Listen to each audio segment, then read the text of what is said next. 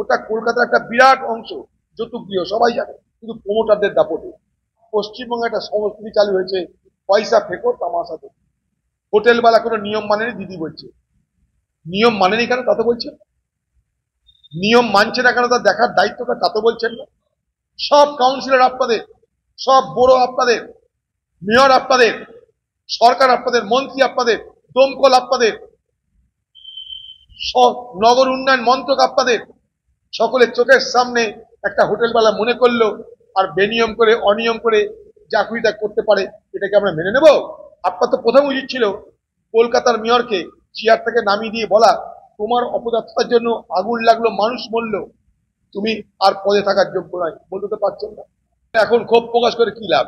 কলকাতায় তিনি থাকেন, কলকাতায় তার দলের নেতারা থাকেন, কলকাতার মেয়র তার দলের। তিনি কি জানেন না কলকাতার এই হোটেলগুলো কি করে চলছে? কলকাতার সমস্ত, ওটা কলকাতার একটা বিরাট অংশ যৌতুক গৃহ, সবাই জানে। এর আগেও আমরা দেখেছি যৌতুক গৃহে পরিণত হয়েছে, কিন্তু প্রমোটারদের দাপটে, প্রমোটারদের দাপটে। আর পশ্চিমবঙ্গে একটা সংস্কৃতি চালু হয়েছে, পয়সা ফেকো তামাশা দেখো। হোটেলওয়ালা কোনো নিয়ম মানেনি, দিদি বলছে নিয়ম মানেনি কেন তা তো বলছেন, নিয়ম মানছে না কেন তা দেখার দায়িত্বটা তা তো বলছেন না।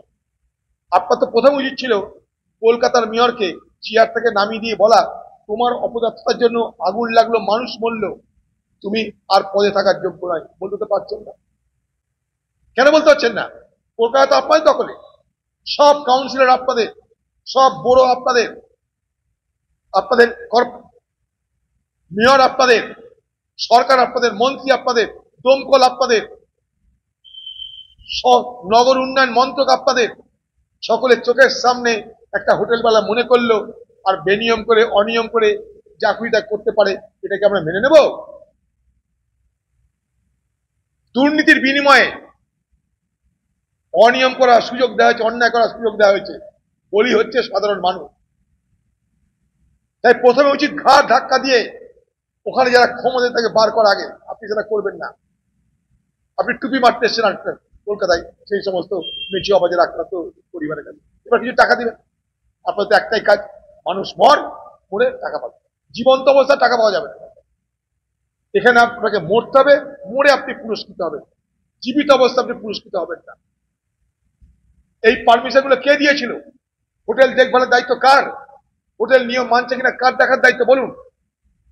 তার জন্য সরকার আছে, তার জন্য বেতন আছে, অফিসার আছে, মেয়র আছে, কাউন্সিলর আছে। কেন আজ তারা কোথায়? মুখ্যমন্ত্রী এখন আবার মানুষকে এসে সান্ত্বনা দিচ্ছেন। আপনি মৃতের দেহে আতর ছড়াচ্ছেন, মৃতের দেহে আতর ছড়িয়ে বাংলার মানুষকে বুদ্ধ বানানোর চেষ্টা করছেন।